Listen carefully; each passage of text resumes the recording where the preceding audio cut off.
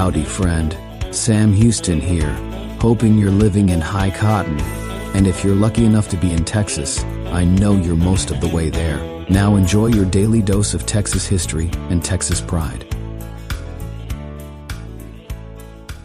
Howdy, friend. Welcome back to the Feed Bandit podcast and your Texas History Roundup for December 12th. In 1840, the Ashworth Act was passed by the Texas Congress. This act emptied the Ashworths and This act exempted the Ashworths and all free blacks who lived in Texas on March 2nd, 1836, from a previous act that ordered all free blacks to leave the state within 2 years or be sold into slavery. The exemption arose as a result of petitions to exempt early immigrants Abner, William, David, and Aaron Ashworth, together with their brother-in-law Elisha Thomas. Blah, that was hard. In 1841, Sam Houston was, for the second time, inaugurated as President of the Republic of Texas. Edward Burleson was his vice president. In 1929, Charles Goodnight died at his winter home in Phoenix, Arizona. He had come as a young man to Milam County from Illinois in 1845.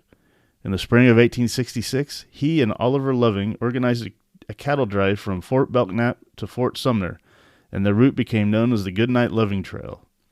With financial backing from John Adair of Denver, Goodnight established the J.A. Ranch in Paladuro Canyon in 1877.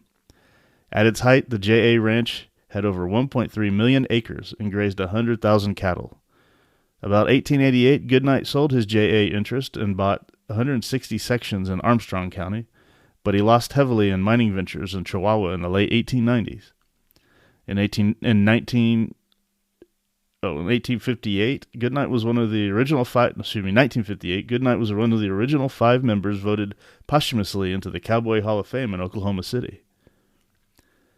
In 1930, J. Franklin Norris, a fiery fundamentalist Baptist preacher from Fort Worth, held a rally at West Texas State Teachers College in Canyon, which is now West Texas State University.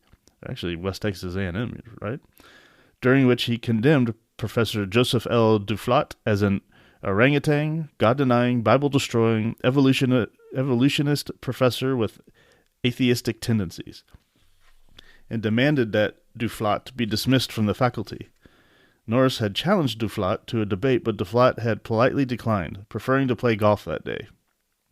Duflat exonerated himself at a later hearing and worked at West Texas until 1951, serving 33 years as chair of the sociology department. He died February 21st, 1957. In 1936, Samuel A. Sammy Ball was selected 6th in the NFL draft by the then Boston Redskins. They're the Boston Redskins until 1937.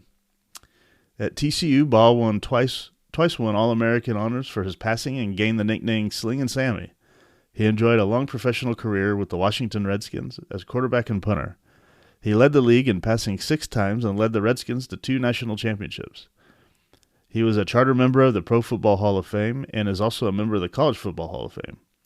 Ball was born in Temple in 1914 and passed away in Rotan in 2008. Oh, he lived in Rotan. In 1976, Donald Gay set a national finals rodeo record by scoring 95 on his ride of Red One. With this 8th bull riding championship, he broke James A. Jim Shoulders' record. Gay was a 12-time qualifier for the National Finals Rodeo and is a member of the Texas Sports Hall of Fame. He was born in Mesquite in 1953.